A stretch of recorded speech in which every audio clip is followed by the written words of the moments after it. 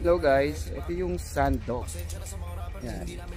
Sabihin, pag may sandog ay indication yun na magkakaroon kami ng worst weather condition. Minsan sobrang lamig, talagang napakatinding lamig. Kaya yun yung reason.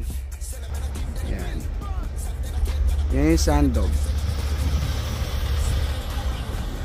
Minsan ang kalikasan nagbibigay sa atin ng mga signal, warning, kung ano yung mangyayari sa mga susunod na araw. Ganito dito sa Canada. Isa ito sa mga nangyayari para ma-inform yung mga tao na may malamig na weather condition. Sobrang lamig.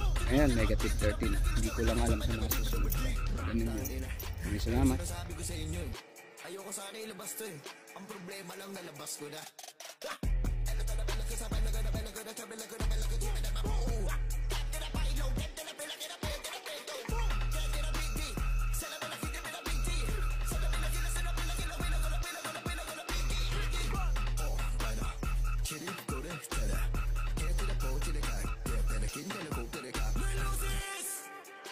Tingnan na kayo ni Kashi.